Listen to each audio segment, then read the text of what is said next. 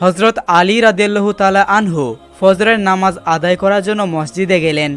এদিকে হজরত ফাতেমা রাদিয়াল্লাহু তাআলা আনহার অত্যন্ত জ্বর থাকা অবস্থায় ঘরের সমস্ত কাজ শেষ করলেন। আলী রাদিয়াল্লাহু মসজিদ থেকে এসে দেখলেন ফাতেমা কাঁদছেন।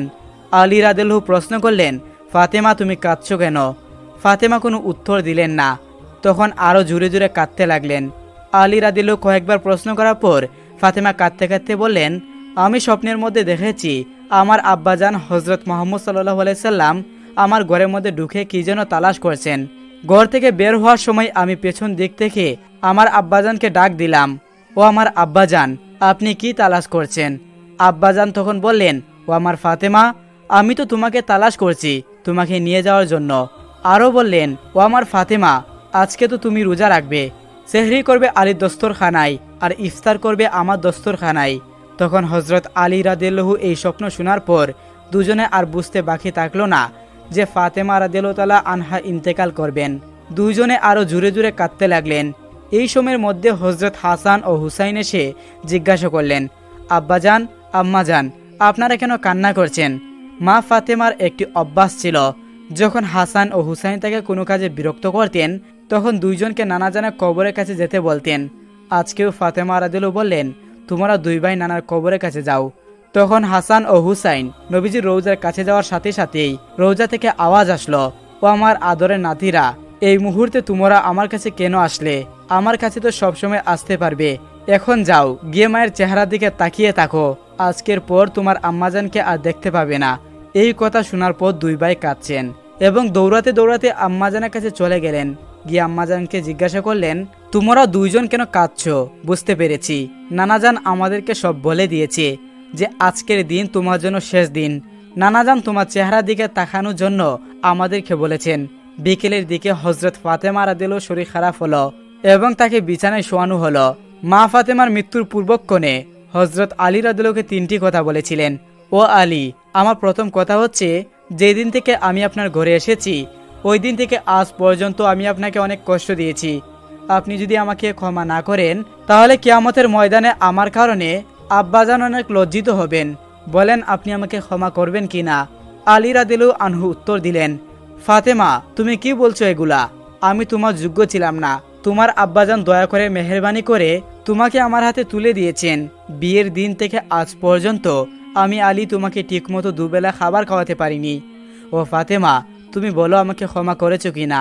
তুমি যদি না ক্ষমা করো তাহলে আমাকেও কিয়ামতের দিন কঠিন শাস্তি ভোগ করতে হবে।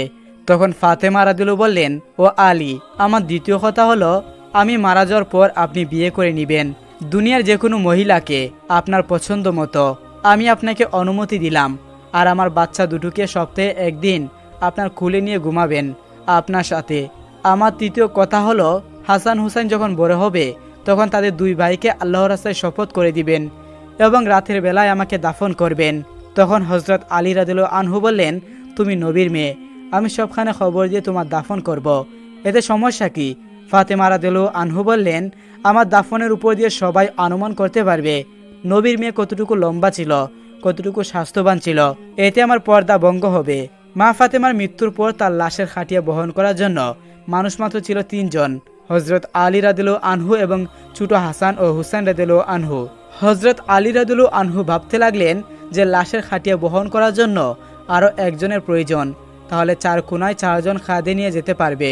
এমন সময় হজরত আবু যর গিফারি রাদিয়াল্লাহু আনহু এলেন এবং খাটিয়ার কোনার বহন করলেন। হজরত আলী প্রশ্ন করলেন, আমি তো কখনো এইসব কাউকে বলিনি, তাহলে আপনি জানলেন কি করে? তখন আবু যর গিফারি রাদিয়াল্লাহু বললেন, আমি আল্লাহ রাসূল সাল্লাল্লাহু আলাইহি সাল্লামকে স্বপ্নে দেখেছি। তিনি বললেন, হে আবু যর, আমার ফাতেমার লাশ বহন করার জন্য তুমি তাড়াতাড়ি চলে যাও। ও আলী, আমাকে তো হুজুর সাল্লাল্লাহু আলাইহি সাল্লাম আসতে বলেছেন, তাই আমি এসেছি। তোমরা তো আমাকে বলনি। রাতে এসে রাসূল সাল্লাল্লাহু আলাইহি সাল্লাম স্বপ্নে বলে গিয়েছেন। হজরত ফাতেমা রাদিয়াল্লাহু তাআলা আনহুকে যখন কবরে নামাচ্ছেন তখন হজরত আবু যর গিফারি রাদিয়াল্লাহু কবরের কাছে গিয়ে কবরকে উদ্দেশ্য করে বললেন, হে কবর, তুই কি জানিস আজকে তোর মধ্যে কাকে রাখছি? উনি হচ্ছেন জান্নাতের সকল মহিলাদের সর্দার হজরত ফাতেমা রাদিয়াল্লাহু। কবর থেকে কোনো আওয়াজ আসলো না। তিনি আবারও বললেন, উনি হাসান ও হুসাইনের আম্মাজান। এবারও কবর থেকে কোনো আওয়াজ আসলো না। তিনি পুনরায় বললেন, উনি হচ্ছেন হজরত আলীর স্ত্রী। তারপরেও কবর থেকে কোনো আওয়াজ আসলো না।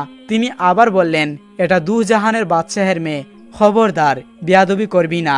আল্লাহ তাআলা তখন কবরের জবান খুলে দিলেন। কবর বলল, আমি অন্ধকার ঘর, আমি সাপ বিচ্ছুর ঘর, আমি এমন একটি ঘর যার মধ্যে কোনো বংশ পরিচয় কাজ আসে না। আমি দুজাহানের বাদশাহের মেয়েকে চিনি না, আমি হজরত আলী স্ত্রীকে চিনি না, হাসান ও হুসাইনের আম্মাজানকে চিনি না, আমি জান্নাতের মহিলাদের সর্দান্নিকেও চিনি না। আমি শুধু ঈমান আর আমল চিনি। আমার মধ্যে কেউ যদি ভালো আমল নিয়ে আসে তাহলে আমি কবর জান্নাতের বিছানা বিছিয়ে দেব, আর যদি কেউ খারাপ আমল নিয়ে আসে তাহলে আমি কবর দুদিক থেকে এমন জুড়ে চাপ দিব, হাড় মাংস মাটিতে মিশে একত্রিত হয়ে যাবে।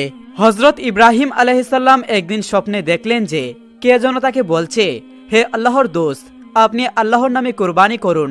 নবীর প্রতি স্বপ্ন আদেশ ওহির সমতুল্য। তাই হজরত ইব্রাহিম আলাইহিসসালাম স্বপ্নের কুরবানির আদেশ পেয়ে অস্থির হয়ে উঠলেন। অনেক চিন্তা ভাবনা করে তিনি দুম্বা ও উট কুরবানি করে দিলেন। দ্বিতীয় রাতে তিনি আবারও স্বপ্ন দেখলেন, একজন তাকে বলছে, হে নবী, আল্লাহর রাস্তায় কুরবানি করুন। দ্বিতীয়বারও তিনি 200 উট কুরবানি করলেন। অতঃপর তৃতীয় রাতে আবারও তিনি স্বপ্ন দেখলেন। তৃতীয় রাতে আবারও তিনি 200 উট কুরবানি করলেন। চতুর্থ রাতে তিনি আবার স্বপ্ন দেখলেন, হে আল্লাহর দোস্ত, আপনি আল্লাহর রাস্তায় আপনার প্রিয় সন্তানকে কুরবানি করুন। এইবারে স্বপ্ন দেখে হজরত ইব্রাহিম আলাইহিসসালাম হতভম্ব হয়ে গেলেন। তার সন্তান বলতে হজরত ইসমাইল আলাইহিসসালাম ব্যতীত আর কেউ নেই। সেই সন্তান তার নির্বাসিত মাতার নিকট থাকে। কিন্তু আল্লাহ রাব্বুল আলামিন যখন তাকে এই প্রিয় সন্তানটি কুরবানি করার জন্য আদেশ দিলেন, ইব্রাহিম আলাইহিসসালাম মনে মনে দৃঢ় সংকল্প করে বললেন, এটাই যদি আল্লাহ তাআলার অভিপ্রায় হয় যে ইব্রাহিমকে তার রাস্তায় কুরবানি করতে হবে, তাহলে আমি তা পিছপা হব না। আল্লাহর মহব্বত ও ভালোবাসার পথে দুনিয়ার কোনো কিছুই আমার বাধা হয়ে দাঁড়াতে পারবে না। এরপর আল্লাহর নবী হজরত ইব্রাহিম আলাইহিসসালাম তার একমাত্র পুত্র ইসমাইলকে আল্লাহর রাস্তায় কুরবানি করার জন্য দৃঢ় সংকল্প করলেন। যেই বাবা সেই কাজ। ইব্রাহিম আলাইহিসসালাম তার সন্তান বালক ইসমাইলকে ডেকে বললেন, হে আমার পুত্র, তুমি গোসল করে সুন্দর সুসজ্জিত কাপড় পরে তৈরি হয়ে নাও, আমি তোমাকে নিয়ে একটি দাওয়াতে যাব। শিশু ইসমাইল আলাইহিসসালাম ছোটবেলা থেকেই আত্মীয় স্বজন ও পিতার মহব্বত ছাড়াই লালিত পালিত হয়েছিলেন। ছোটবেলা থেকেই পিতা তার সঙ্গে ছিল না। যখন বালক ইসমাইল আলাইহিসসালাম শুনলেন পিতা তাকে নিয়ে এক জায়গায় দাওয়াত খেতে যাবেন, বালক ইসমাইলের মন আনন্দে নেচে উঠল। তখন তিনি মাতা হাজারার কাছে গিয়ে বললেন, আম্মাজান, আপনি কি শুনেছেন? আব্বাজান আমাকে বলেছে আমাকে নিয়ে তিনি নাকি এক জায়গায় দাওয়াত খেতে যাবেন। ও আম্মাজান, আপনি তাড়াতাড়ি করে আমাকে গোসল করিয়ে দিন আর উত্তম পোশাকে সজ্জিত করে দিন, আমি আব্বার সাথে দাওয়াত খেতে যাব। আমি যে আর ধৈর্য ধরতে পারছি না। বিবি হাজারা তখন বললেন, সত্যি কি তোমাকে তিনি দাওয়াত খেতে নিয়ে যাবেন? হজরত ইসমাইল আলাইহিসসালাম বললেন, আপনি তাকে জিজ্ঞাসা করে দেখুন না। এরপর বিবি হাজারা আলাইহিসসালাম ইব্রাহিম আলাইহিসসালামকে জিজ্ঞাসা করে বললেন, ও আমার প্রাণের স্বামী, আমি শুনলাম আপনি নাকি ইসমাইলকে নিয়ে দাওয়াত খেতে যাবেন। ইব্রাহিম আলাইহিসসালাম বললেন, ও হাজারা, তুমি ঠিকই শুনেছ, ইসমাইলকে গোসল করিয়ে সুন্দর পোশাকে সুসজ্জিত করে দাও, আমি তাকে নিয়ে দাওয়াত খেতে যাব। বন্ধুরা, অনেকেই মনে হতে পারে হজরত ইব্রাহিম আলাইহিসসালাম নবী হয়ে বিবি হাজেরা ও ইসমাইল আলাইহিসসালামের সাথে মিথ্যা কথা বলেছেন, কিন্তু মূলত জাতির পিতা ইব্রাহিম আলাইহিসসালাম তাদের সাথে মিথ্যা কথা বলেনি। গভীরভাবে যদি চিন্তা করা হয় তাহলে ইব্রাহিম আলাইহিসসালামের এই কথাটি সঠিক ও বাস্তবসম্মুখ ছিল, কেননা তিনি ইসমাইল আলাইহিসসালামকে নিয়ে আল্লাহর একটি দাওয়াতে যাচ্ছিলেন। এরপরে বিবি হাজেরা আলাইহিসসালাম বালক ইসমাইলকে উত্তম রূপে গোসল করিয়ে সুন্দর পোশাকে সুসজ্জিত করে দিলেন। অতঃপর তাকে স্বামীর হাতে তুলে দেওয়ার পূর্বে বললেন, ও আমার প্রিয় স্বামী, ইসমাইলকে আমি ছোট থেকে এই পর্যন্ত লালন পালন করছি, কিন্তু এর মধ্যে আমি তাকে একটি বারের জন্যও আমার দৃষ্টির আড়াল করিনি। ও আমার প্রিয় স্বামী, আপনি সবসময় তাকে দেখে রাখবেন, কখনোই আপনি তাকে আপনার চোখের আড়াল করবেন না। যতক্ষণ না পর্যন্ত আপনি আর ইসমাইল আমার কাছে ফিরে আসছেন ততক্ষণ পর্যন্ত আমি উদ্বিগ্ন থাকব এবং আপনাদের পথের দিকে চেয়ে আমার সময় কাটবে। হজরত ইব্রাহিম আলাইহিসসালাম এই কথা শুনে কোনো কিছুরই উত্তর দিলেন না। তার হৃদয়ের মধ্যে এক তুফান বয়ে যাচ্ছিল। তিনি মুখ ফুটে কোনো কথা বিবি হাজারাকে বলতে পারছিলেন না। তার অস্ত্র যেন দু চোখ বেরিয়ে আসতে যাচ্ছিল, কিন্তু তিনি তার চোখের অস্ত্রগুলোকে আল্লাহ রাব্বুল আলামিনের মহব্বতের দুনিয়ায় চাপা দিয়ে রেখেছিলেন। এরপর হজরত ইব্রাহিম আলাইহিসসালাম বালক ইসমাইলকে নিয়ে চলতে লাগলেন মিনার পাহাড়ের দিকে। অভিশপ্ত ইবলিস যখন দেখল জাতির পিতা ইব্রাহিম আলাইহিসসালাম আল্লাহ রাব্বুল আলামিনের আদেশ পালনার্থে তার একমাত্র পুত্র সন্তানকে জবাই করার জন্য দৃঢ় সংকল্প করেছে, তখন তার আর সহ্য হলো না, সে বলতে লাগলো, আমি ইবলিস, মানব জাতির জন্য আমি বেহেশত থেকে বহিষ্কৃত হয়েছি এবং আমি চিরস্থায়ীভাবে জাহান্নামী হয়েছি। আর সেই মানব জাতির একজন সন্তান ইব্রাহিম আলাইসাল্লাম আল্লাহর আদেশ পালন করে তার প্রিয় ভাজন হবে, এটা আমি কিভাবে সহ্য করব? কোনোভাবেই এটা হতে দেওয়া যাবে না। যে করেই হোক ইব্রাহিমকে এ কাজ থেকে ফিরিয়ে রাখতেই হবে। তাই ইবলিস তার চক্রান্ত ও ষড়যন্ত্র বাস্তবায়নের জন্য সর্বপ্রথম বিবি হাজেরার কাছে একজন ভালো মানুষ বেশি উপস্থিত হলো। বিবি হাজেরা আলাইসাল্লামের কাছে গিয়ে ইবলিস বলল, ও হাজেরা, তুমি কি জানো তোমার স্বামী ইব্রাহিম তোমার সন্তানকে কোথায় নিয়ে যাচ্ছে? বিবি হাজেরা আলাইসাল্লাম বললেন, কেন? তিনি তাকে একটি দাওয়াতে নিয়ে যাচ্ছেন। ইবলিস বলল, আমি এতদিন ঠিকই শুনেছি নারী জাতি অত্যন্ত সহজ সরল ও ভোলাবালা, তাদেরকে যে কোনো মিথ্যা কথা বলে ও প্রতারণামূলক কথা বলে ধোঁকা দেওয়া যায়। তোমার স্বামী তোমাকে ধোঁকা দিয়েছে। বিবি হাজেরা আলাইসাল্লাম শয়তানের মুখে এইসব কথা শুনে বললেন, তুমি কেমন কথা বলছো? আমার স্বামী আল্লাহর নবী, তিনি কিভাবে আমাকে ধোঁকা দিতে পারেন? আমি তোমার কথা বিশ্বাস করি না। আর সত্যি করে বলো তো, তুমি কে? কি উদ্দেশ্যে তুমি আমার স্বামীর বিরুদ্ধে তুমি আমাকে মিথ্যা কথা বলছো? তুমি এক্ষুনি আমার কাছ থেকে দূর হয়ে যাও। ইবলিস বলল, ও হাজেরা, এখন তো তুমি অত্যন্ত তেজের সাথে কথা বলছো, কিন্তু কালকে যখন দেখতে পাবে সত্যি ইব্রাহিম তার সন্তান ইসমাইলকে জবাই করে দিয়েছে, তখন দেখা যাবে তোমার এত তেজ কোথায় থাকে। বিবি হাজেরা আবার বিরক্ত হয়ে বললেন, আচ্ছা তুমি কি বলতে চাচ্ছ একটু খুলে বলো। শয়তান বলল, আমি তোমার কাছে সেই কথা বলার জন্য এসেছি। বিবি হাজেরা বলল, তুমি কি আমাকে বুঝিয়ে বলতে পারো এর কি কোনো যুক্তি হয়? একজন পিতা কেন তার একমাত্র নিরপরাধ সন্তানকে জবাই করবে? শয়তান বলল, ও হাজেরা, ইব্রাহিম অযথা ইসমাইলকে জবাই করবে না। আল্লাহ রাব্বুল আলামিন তাকে নির্দেশ দিয়েছেন তিনি যেন ইসমাইলকে তার রাস্তায় কুরবানি করেন। এ কারণে ইব্রাহিম তোমার পুত্র ইসমাইলকে জবাই করতে মিনার পাহাড়ে নিয়ে যাচ্ছে। এখনো সময় আছে, তুমি তাড়াতাড়ি করে ইসমাইলকে তার হাত থেকে রক্ষা করো, না হলে দেখবে ইব্রাহিম তোমার পুত্র ইসমাইলকে আল্লাহর আদেশ পালন করতে গিয়ে জবাই করে দিয়েছে। বিবি হাজেরা এবার শয়তানের কথা শুনে বললেন, আল্লাহ রাব্বুল আলামিন দুনিয়ার এতগুলো মানুষের মধ্য থেকে যদি আমার ইসমাইলকে তার রাস্তায় জবাই করার জন্য কবুল করে থাকেন, তাহলে এর চাইতে বড় সৌভাগ্যের বিষয় আর কি হতে পারে? শুধু একজন ইসমাইল নয়, আল্লাহ রাব্বুল আলামিন যদি আমার হাজার হাজার সন্তান দিতেন, আর সেই হাজার হাজার সন্তানকেও যদি আল্লাহ রাব্বুল আলামিন তার রাস্তায় কুরবানি করার জন্য আদেশ দিতেন, আমি খুশি মনে তাদের সকলকে আল্লাহর রাস্তায় উৎসর্গ করে দিতাম। আমি বুঝতে পেরেছি তুমি ইবলিস, আর তুমি আমাকে ধোঁকা দিতে এখানে এসেছো। আমি তোমার নিকট থেকে আল্লাহ রাব্বুল আলামিনের কাছে আশ্রয় প্রার্থনা করছি। আউযু বিল্লাহি মিনাশ শাইতানির রাজিম, লা হাওলা ওয়ালা কুওয়াতা ইল্লা বিল্লাহিল আলিউল আযীম। হে ইবলিস, তুমি এক্ষুনি আমার চোখের সামনে থেকে দূর হয়ে যাও। হাজেরা আলাইহিসসালামের এই তেজদীপ্ত বক্তব্য শুনে ইবলিস আর তার কাছে টিকতে পারল না। অতঃপর ইবলিস শয়তান চলে গেল। ইবলিস যখন দেখল বিবি হাজেরা আলাইহিসসালামকে কোনো রকম ভাবে ধোঁকা দেওয়া যাচ্ছে না, তখন সে চিন্তা করতে লাগলো, যাই বালক ইসমাইলকে গিয়ে এই কথা জানাই। হযরত ইসমাইল আলাইহিসসালাম ইব্রাহিম আলাইহিসসালামের পিছনে পিছনে চলছিলেন এবং কিছুটা ইব্রাহিমের পিছনেই ছিলেন। ইবলিস তখন ইসমাইল আলাইহিসসালামকে তার হাতের ইশারায় ডেকে ইব্রাহিম আলাইহিসসালামের কাছ থেকে দূরত্বে নিয়ে গেল। তখন সে ইসমাইলকে বলল, ও ইসমাইল, তুমি কি জানো তোমার পিতা তোমাকে কোথায় নিয়ে যাচ্ছেন? ইসমাইল আলাইহিসসালাম বলল, কেন, দাওয়াত খেতে নিয়ে যাচ্ছেন। ইবলিস বলল, হে বালক, তুমি তো অত্যন্ত কচি ও ছোট, তোমার মন সাদাসিধে ও ভোলাবালা, তাই তোমার পিতা তোমাকে দাওয়াত খাওয়ার কথা বলে ধোঁকা দিচ্ছে। তখন ইসমাইল আলাইহিসসালাম বললেন, তুমি কেমন কথা বলছো? আমার পিতা আমাকে কেন ধোঁকা দিবে? আমি তার একমাত্র সন্তান, আর এতদিন পরে তিনি আমার সাথে দেখা করতে এসেছেন।